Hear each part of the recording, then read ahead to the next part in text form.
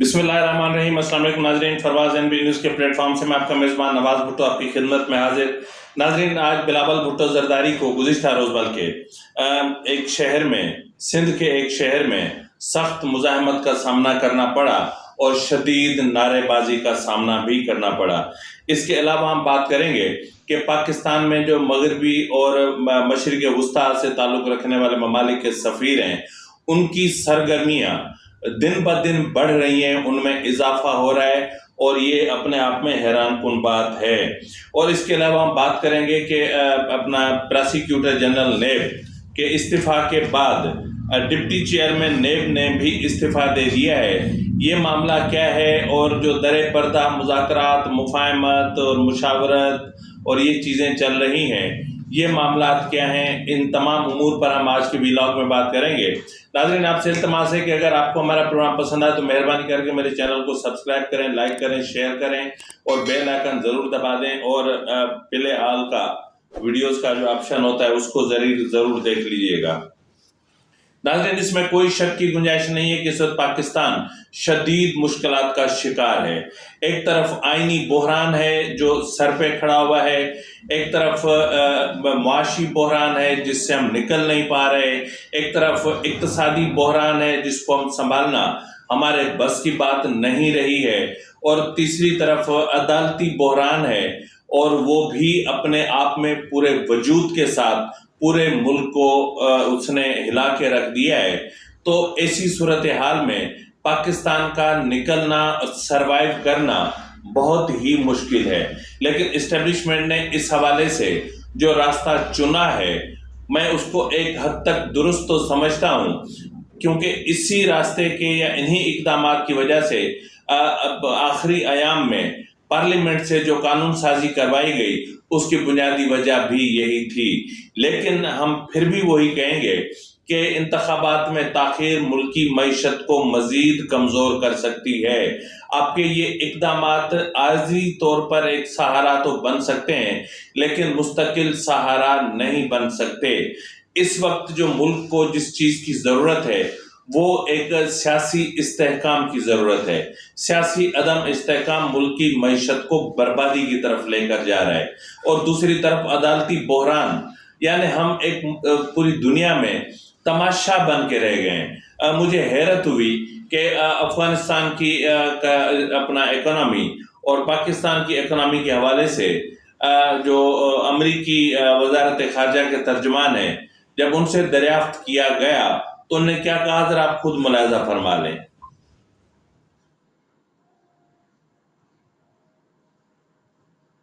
Finally, when we have closed the chapter of the cipher, we can now move to the effects of cipher. My question is... That doesn't sound like we've closed the chapter. Well, it's not going to be closed until it gets somewhere. So after this whole thing, now today you can say that in 1 year today, the economy of Pakistan is... Basically, Afghanistan economy is 4 times stronger. What does the State Department say to that? To the economy of Pakistan? The dollar rate in Afghanistan is 4 times stronger than the dollar rate in Pakistan.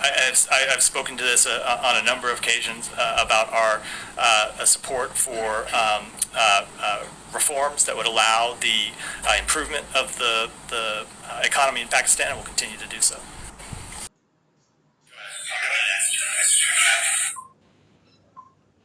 जी जनाब, मतलब ये कितनी हैरानकुन बात है कि अफ़गानिस्तान की जो economy है या अफ़गानिस्तान में जो डॉलर रेट है वो पाकिस्तान से 4 गुना ज़्यादा मजबूत और मुस्तहकम हो गया है, और हम पाकिस्तान में जहां से ये डॉलर स्मगल होकर गया है, ये कोई नहीं देख रहा कि अफ़गानिस्तान गलत रास्ते से, गलत तरीके से ये सब कुछ कर रहा है।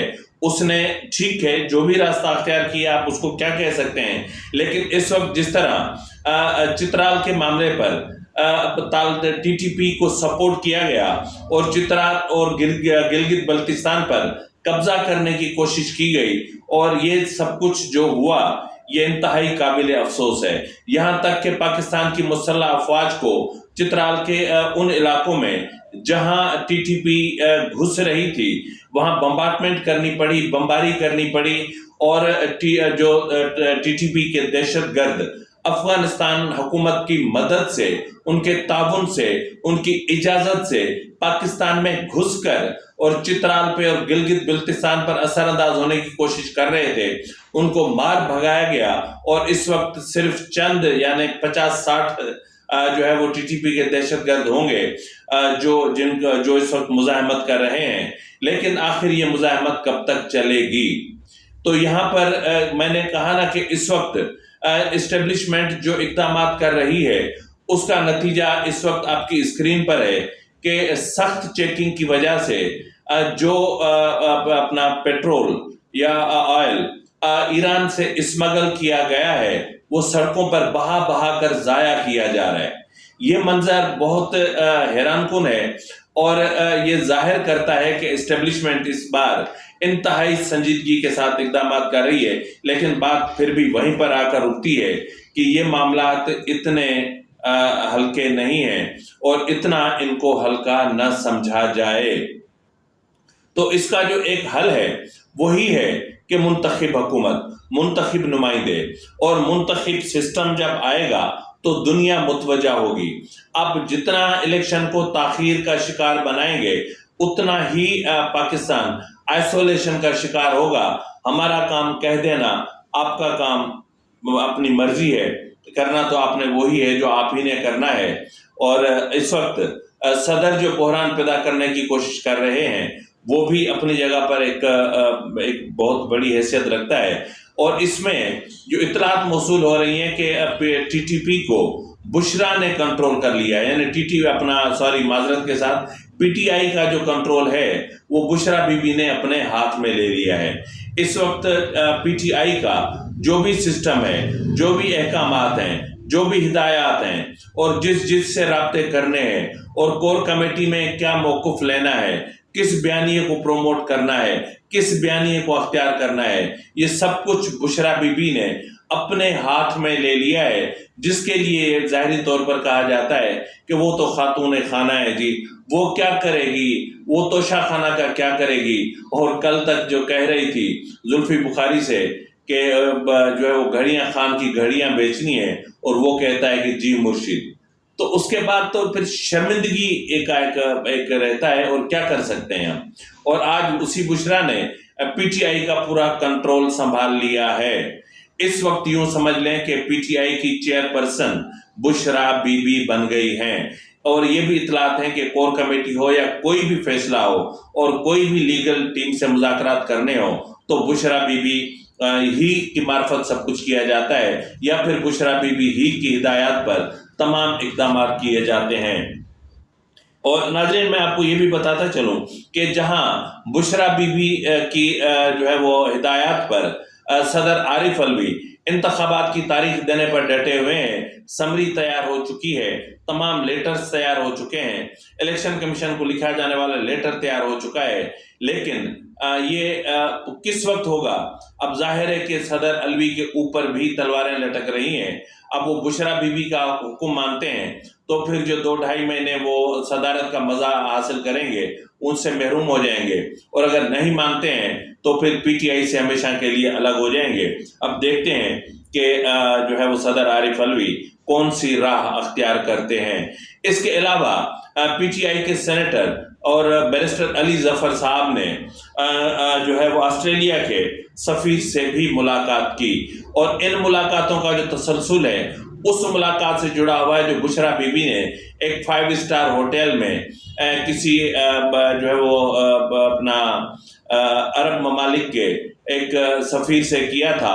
اور بہرحال کافی دنوں سے ہم دیکھ رہے ہیں کہ یہاں پر جو سفراء ہیں ان کی نقل و حرکت بڑھ گئی ہے.